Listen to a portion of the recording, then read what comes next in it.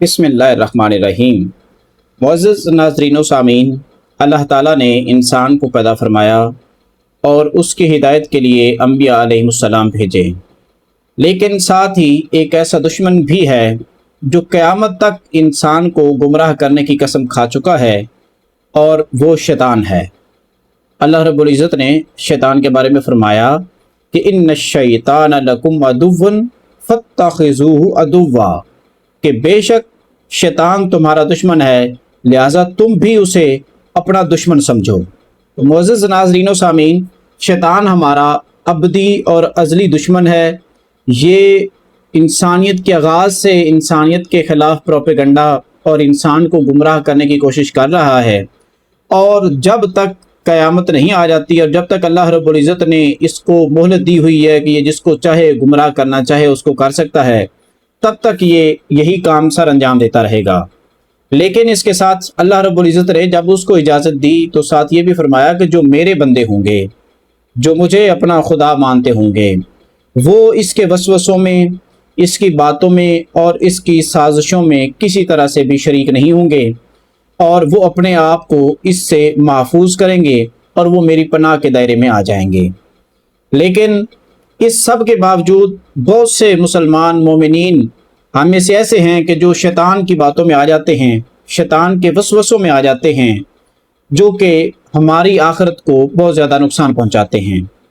شیطان بہت سے طریقوں سے ہمارے اوپر حملہ آور ہوتا ہے۔ آج ہم ان حملوں کے بارے میں جانیں گے اور ان سے بچنے کے جو طریقے ہیں ان کے بارے میں جانیں گے، تاکہ ہم شیطان کے ہر طرح کے حملے سے اپنے آپ کو اور اپنے ایمان کو محفوظ بنا سکیں۔ سب سے پہلا طریقہ یہ ہے شیطان کا کہ شیطان پہلا کام یہ کرتا ہے کہ وہ جتنا بھی بڑا گناہ ہو اس کو انسان کے سامنے معمولی بنا کر پیش کرتا ہے۔ شیطان کبھی بھی انسان کو ایک دم بڑے گناہ کی طرف نہیں لے جاتا، بلکہ چھوٹے گناہوں کو معمولی بنا دیتا ہے، بڑے گناہوں کو بھی معمولی کر دیتا ہے، اور جو چھوٹے گناہ ہیں ان کو تو انسان کے دل سے ایسے محو کر دیتا ہے اور انسان کے دل کے اندر اتنا چھوٹا کر دیتا ہے کہ بعض اوقات انسان اس گناہ کو گناہ کنسیڈر ہی نہیں کرتا۔ اور اس کے پیچھے طاقت کون سی ہوتی ہے؟ طاقت وہی شیطان ہوتا ہے۔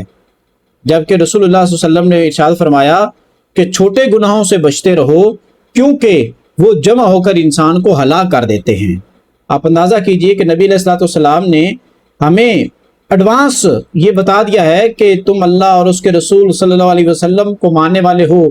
اللہ اور اس کے رسول صلی اللہ علیہ وسلم کی اطاعت کرنے والے ہو،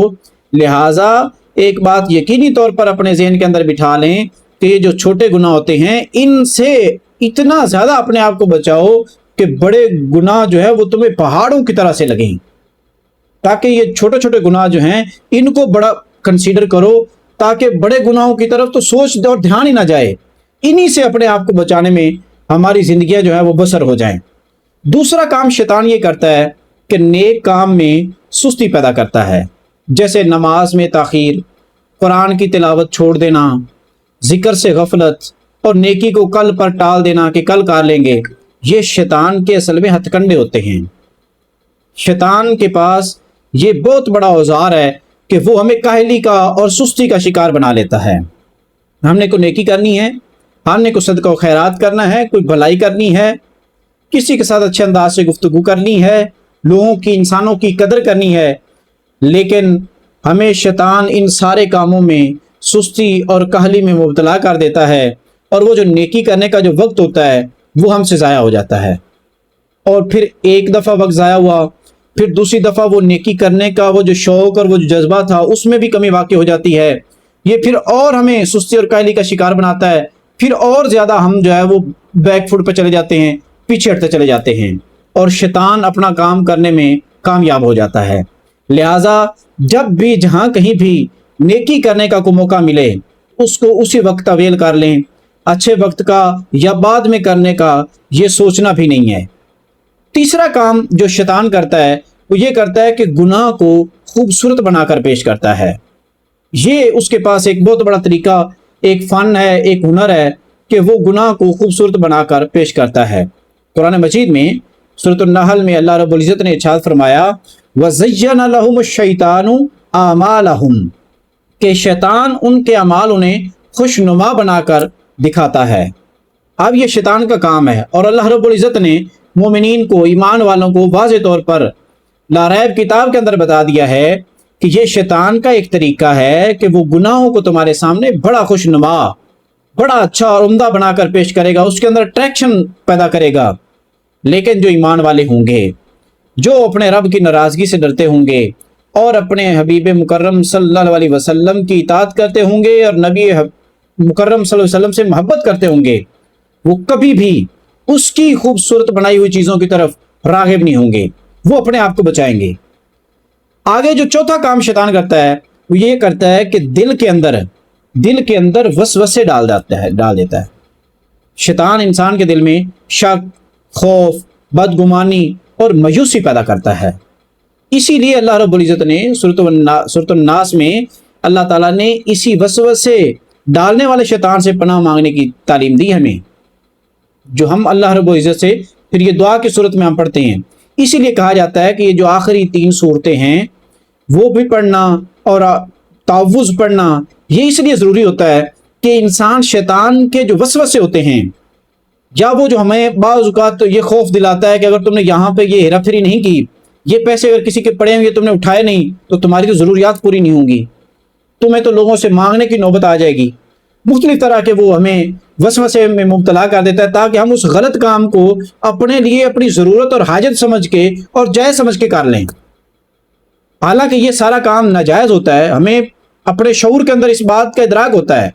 लेकिन उसके बावजूद हम वो काम जो है वो इस वजह से कर बैठते हैं कि वो शैतान हमें वो चीज़ खुशनुमा करके दिखा रहा होता है। उसने वसवसा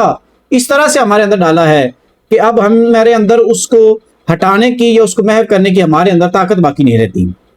पांचवा काम जो है वो शैतान ये काम करता है कि गुरूर और तकब्बुर पैदा करता है। नऊज़ बिल्लाह मिन ज़ालिक। शैतान खुद तकब्बुर की वजह से मरदूद हुआ, इसीलिए वो इंसान में भी तकब्बुर पैदा करता है ताकि वो भी हक कबूल ना करे,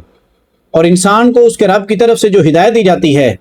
जो उसको रहनुमाई दी जाती है, इंसान उसका इनकार कर दे और अपने आप को बड़ा समझने लग जाए, बजाय इसके कि इंसान इस बात का इकरार करे कि अल्लाह वहदहू ला शरीक है और उसके मुकाबले का कोई नहीं है। शैतान इंसान को इसके उलट एक नज़रिया देता है कि इंसान के अंदर अकड़ और मैं पैदा हो जाती है,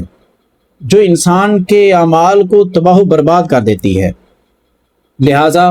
अगर कभी किसी मौके पर खुदा न खास्ता तुम्हारे अंदर तकब्बुर का कोई एलिमेंट पैदा हो रहा हो, तो फौरी तौर पर अपने रब की तरफ रुजू करें और इस्तिग़फ़ार करें और शैतान मरदूद के शर से अल्लाह रब्बुल इज़्ज़त की पनाह तलब करें। छठा काम जो शैतान करता है वो ये करता है कि गुस्सा दिलवा कर गुनाह करवाता है हमसे। नबी रहमत सल्लल्लाहु अलैहि वसल्लम ने इरशाद फरमाया कि गुस्सा शैतान की तरफ से है, यानी गुस्से में इंसान ऐसे अल्फाज और फैसले कर बैठता है जिन पर बाद में पछताता रहता है। इंसान अपने करीबी और कई कई सालों पर मुहीत रिश्तों को सिर्फ इस शैतान के गुस्सा दिलाने की वजह से तबाह बर्बाद कर बैठता है। अपनी ज़िंदगी का सुकून, इत्मीनान और जो चैन होता है, उसको इंसान इस शैतान के वसवसे में आकर, इस शैतान के धोखे में आकर इंसान अपना सब कुछ गंवा बैठता है। लिहाजा जब भी गुस्सा आए तो वो जो नबी तरीका हमने भी अपनी वीडियो में बताया था, तो नबी अलैहि सलाम ने फरमाया कि जब गुस्सा आए तो फिर वज़ू किया जाए ताकि हम अपने आप को इस शैतान के हमले से बचा सकें। सातवां काम शैतान ये करता है कि दोस्तों के ज़रिए गुमराह करता है। बुरी सोबत इंसान के ईमान, अखलाक और किरदार को आहिस्ता आहिस्ता ख़राब कर देती है, और यही काम शैतान हमारे दोस्तों से करवाता है। हमसे हमारे दोस्तों से मुतल्लिक और उनसे हमसे मुतल्लिक इस तरह के अमाल सर अंजाम दिलवाता है कि ना हमारे अमाल दुरुस्त हो पाते हैं, ना उनके अमाल दुरुस्त हो पाते हैं। लिहाजा दोस्ती जो है, ये जो गैदरिंग होती है हमारी, ये बड़ा मैटर करती है हमारे अमाल से मुतल्लिक। हमें अपने दोस्त वही रखने चाहिए जो इस शैतान को अपना दुश्मन समझते हैं, जो इन शैतानी हमलों के बारे में मुकम्मल तौर पर आगाह हैं, जो जानते हैं कि ये शैतान किस किस तरह से हमें नुकसान पहुंचा सकता है। तो उन चीज़ों से हमने परहेज़ करना है, ऐसे दोस्तों से परहेज़ करना है कि जिन्होंने शैतान का रूप धारा हुआ होता है, कि वो आपको अगर ऐसे मशवरे देते हैं कि जो गुनाह की तरफ राग़िब करते हैं, गुनाह को वो भी अगर हमारे सामने खुशनुमा बनाकर अगर पेश करते हैं, تو پھر اس کا مطلب یہ ہے کہ وہ شیطانی کردار ادا کر رہے ہیں۔ تو ایسے دوستوں کی پہچان ہمیں ہونی چاہیے۔ اور 8واں کام شیطان یہ کرتا ہے کہ وہ توبہ میں پھر تاخیر کروا دیتا ہے۔ پہلا کام تو یہ کرتا ہے کہ وہ گناہوں کو چھوٹا کر دیتا ہے اور ہم سے گناہ کروا لیتا ہے، ہمیں خوش نما بنا کے ہمارے سامنے رکھ دیتا ہے۔ اور اگلا کام پھر یہ کرتا ہے کہ جب گناہ ہو جاتا ہے ہم سے تو پھر ہمیں توبہ نہیں کرنے دیتا، پھر کہتا ہے کہ بعد میں کر لیں گے، کہتا ہے ابھی جوانی ہے بعد میں توبہ کر لینا، حالانکہ کسی کو معلوم نہیں کہ موت کب آئے گی۔ اس بات کے کسی کو ادراک ہے ہی نہیں، شعور ہی نہیں ہے کسی کو۔ کوئی جتنا بھی عالم ہے وہ اس بات کے بارے میں نہیں جانتا کہ اس کی موت کب آنی ہے۔ لہٰذا شیطان کے چنگل سے جان چھڑائیں، اس کے جو دائرہ ہے اس سے اپنے آپ کو باہر نکالیں، اور جیسے ہی خدا نخواستہ کوئی گناہ سرزد ہوتا ہے تو اپنے رب کی طرف رجوع کیجیے، اپنے رب سے سچے دل سے توبہ کیجیے۔ شیطان سے بچنے کا جو صحیح طریقہ ہے وہ یہی ہے کہ نماز کی پابندی کریں، صبح شام جو ہے وہ دعائیں پڑھیں،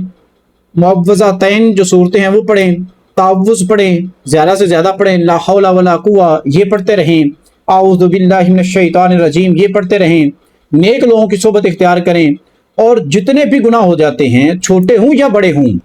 ان کو کنسیڈر کیا جائے، اور ان کو کنسیڈر کر کے شرمندگی کا اظہار اپنے رب کے سامنے کیا جائے، اور اپنے رب سے توبہ استغفار جو ہے وہ کیا جائے۔ یاد رکھیں شیطان طاقت کے زور سے نہیں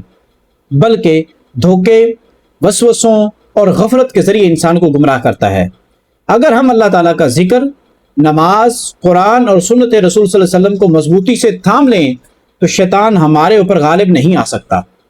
اللہ تعالیٰ ہمیں شیطان کے ہر فریب سے محفوظ فرمائے اور صراط مستقیم پر ثابت قدم رہنے کی توفیق عطا فرمائے، آمین یا رب العالمین۔ اگر ہمارا یہ پیغام آپ کو اچھا لگے تو دوسرے بھائیوں تک ضرور پہنچائیں تاکہ اس صدقہ جاریہ میں آپ بھی ہمارے ساتھ شامل ہو جائیں۔ والسلام علیکم ورحمۃ اللہ وبرکاتہ۔